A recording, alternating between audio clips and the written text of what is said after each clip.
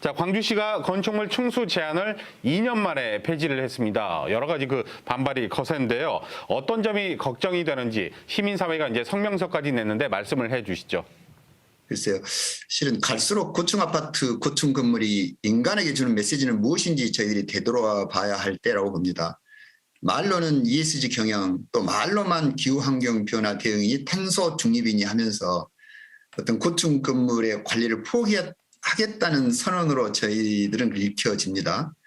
그래서 일조권 조망권은 물론 바람길을 막고 또 사람에게 피해주는 영향도 있지만 실은 동물과 식물들에게 어떤 그 생태계 파괴로 큰 영향을 주는 것은 결국 사람에게 돌아온다고 저는 생각하거든요. 이런 모든 것들을 사람 중심이 아니고 건설 사업자나 개발을 위한 어떤 그 층수 제한을 폐기했다는 뜻으로 받아들여서 매우 아쉬운 대목이라고 저는 생각을 하고 있습니다. 네, 그렇다면 그동안 광주시가 건물 층수 제한을 뒀던 이유가 있었을 것 같거든요. 어떤 것 때문에 그랬을까요? 그래서 앞에서 이제 언급했던 문제들을 개선하고자 해서 4, 5년 전부터 지속적으로 어떤 그 개선한 방법을 찾기 위해서 전문가와 또 시민사회 등 시의회 또 광주시 공직자들이 굉장한 수고를 하셨었습니다. 네. 그 결과에 어떤 그 광주 도시 건축 선언을 하게 되었고 무등산 조망권 보호와 어떤 그 나름대로의 3, 40층 이상 허가를 제한하겠다는 선언은 큰 의미가 있었거든요. 네. 그것도 물론 부족한 점이 많이 있었지만 그나마 좀 다행이라고 생각을 해왔었고 특히 2020년 10월 30일에 선언했던 광주시 도시건축 선언은 시민이 제안을 했었고 또 의회가 발의하면서 광주시장이 광주시 총괄 건축가가 함께 만들었던 시스템은 각 실별로 또 각 그 추진을 앞두고 여러 가지 시장이 그 계획을 세우고 있었는데 지금 현재 시장이 완전히 뒤집어버린 것으로 저는 이해가 돼요. 네. 그래서 광주 도시 관리를 하는데 중요한 변화였고 전국에서 그 당시 때 도시건축 선언을 함께 아우르는 최고의 어떤 선언이 됐는데 그것을 모델 삼아서 다른 시도도 연구하고 그랬었는데 그것을 지속적으로 했어야 되는데도 불구하고 이번에 현 시장이 그것을 포기했지 않았는가라고 저는 생각이 좀 들어간 것은 굉장히 저는 좀 비판적으로 생각을 합니다. 네.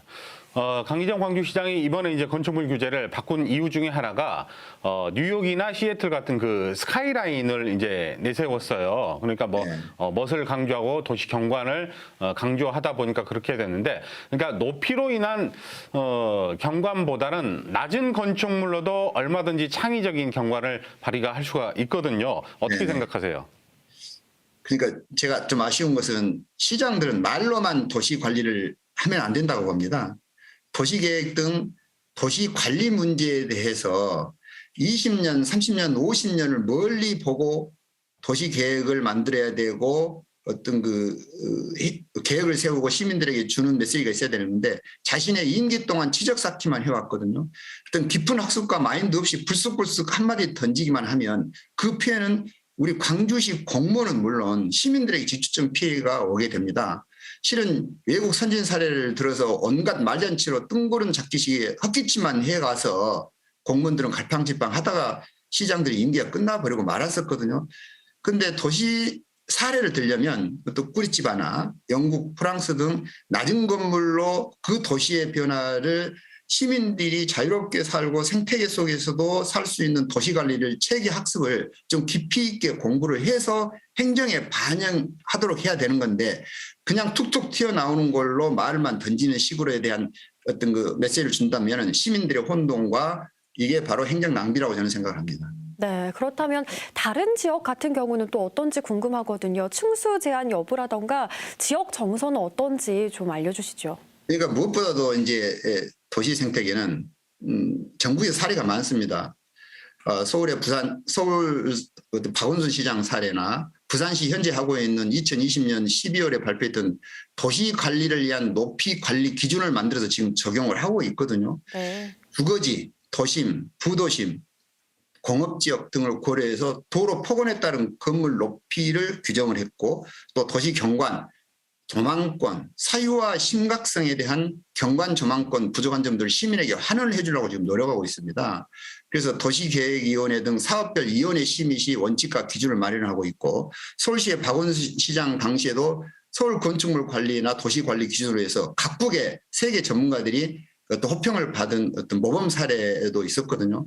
근데 이제 2에서 5년 전에 도시계획 관련 많은 공론화가 시민들이 있었습니다. 그래서 전문가들과 함께 시민과 공동으로 토론하는 학습을 통해서 공론장에서 열띤 토론 과정이 있었고 그래서 그 결과가 광주 도시건축 선언을 하게 되었는데 이번 시장이 그 선을 뒤집어버린 거나 마찬가지라고 보죠. 그래서 그 결과로 광주시의 어떤 그 옛날 이 앞서 2년 전에 광주시 16개 실과 65가지 업무 분장이 되었고 안전관리계획, 녹색성장 5개년 종합계획 등 도시계획 분야에서 30여 가지 기본계획을 수립하는 과정에서 이번 시장이 불쑥 던져버린 말 한마디 때문에 지금 혼돈의 시장이라고 저는 보고 있습니다. 네.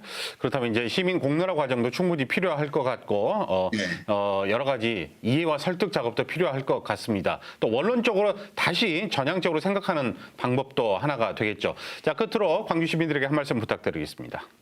저는 이제 광주 시민들 굉장히 중요하죠. 첫째는 문제점을 알면서도 임무를 게을리하고 있는 광주시 의회에게 조금 호소를 하고 싶습니다.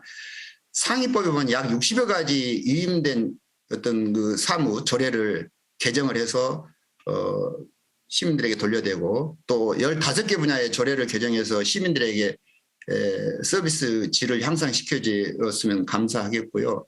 또 조례를 개정 또는 제정하면서 많은 학습이 필요하고 시간 관계상 깊이 보지 못한 점도 있겠지만 급한 것과 중요한 것을 구분해서 진정한 시의원으로서의 광주를 멀리 보고 조례 개정을 힘써야 한다고 보고요. 시장이 바뀔 때마다 정책이 좌우되는 것은 시의회에서 조례가 만들어지지 않는 부분들이 대다수거든요.